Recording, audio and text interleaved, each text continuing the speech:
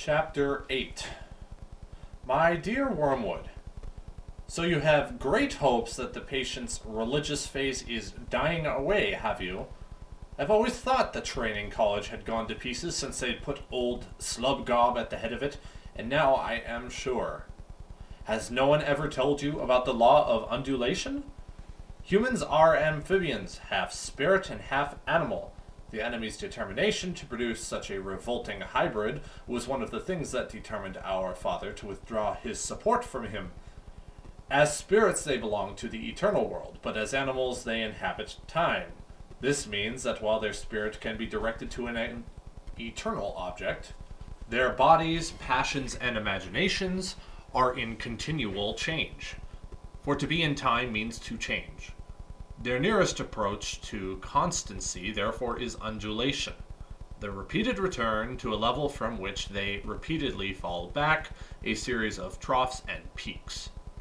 If you had watched your patient carefully, you would have seen this undulation in every department of his life. His interest in his work, his affection for his friends, his physical appetites, all go up and down.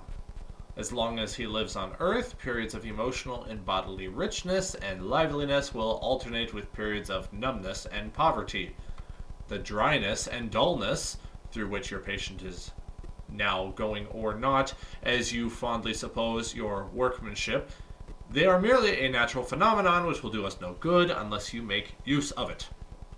To decide what the best use of it is, you must ask what use the enemy wants to make of it, and then do the opposite. Now it may surprise you to learn that in his efforts to get permanent possession of a soul, he relies on the troughs even more than on the peaks. Some of his special favorites have gone through longer and deeper troughs than anyone else. The reason is this. To us, a human is primarily food. Our aim is the absorption of its will into ours, the increase of our own area of selfhood at its expense. But the obedience which the enemy demands of men is quite a different thing. One must face the fact that all the talk about his love for man and his service being perfect freedom is not, as one would gladly believe, mere propaganda, but an appalling truth.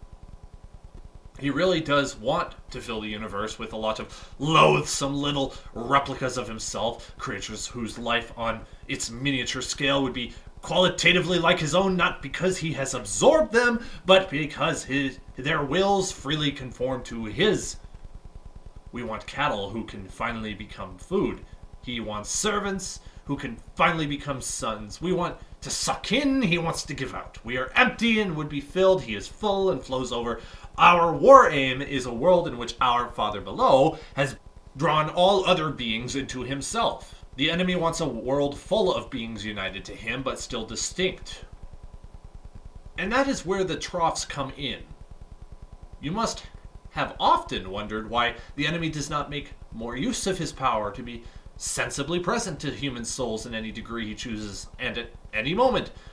But you now see that the irresistible and the indisputable are the two weapons which the very nature of his scheme forbids him to use. Merely to override a human will, as his felt presence in any but the faintest and most mitigated degree would certainly do, would be for him useless.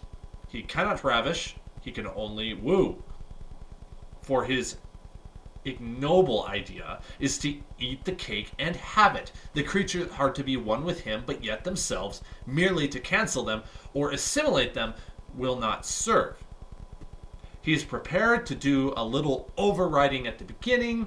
He will set them off with communications of his presence, which, though faint, seem great to them, with emotional sweetness and easy conquest over temptation.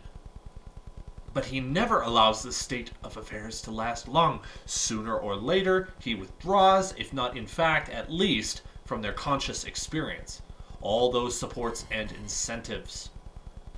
He leaves the creature to stand on its own legs, to carry out from the will alone duties which all have lost relish.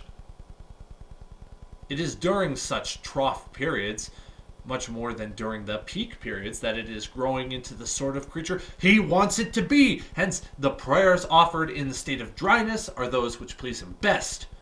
We can drag our patients along by continual tempting because we design them only for the table, and the more their will is interfered with, the better. He cannot tempt to virtue as we do to vice. He wants them to learn to walk, and must therefore take away his hand. And if only the will to walk is really there, he is pleased even with their stumbles. Do not be deceived, Wormwood. Our cause is never more in danger than when a human, no longer desiring but still intending to do our enemy's will, looks round upon a universe from which every trace of him seems to have vanished, and asks why he has been forsaken and still obeys.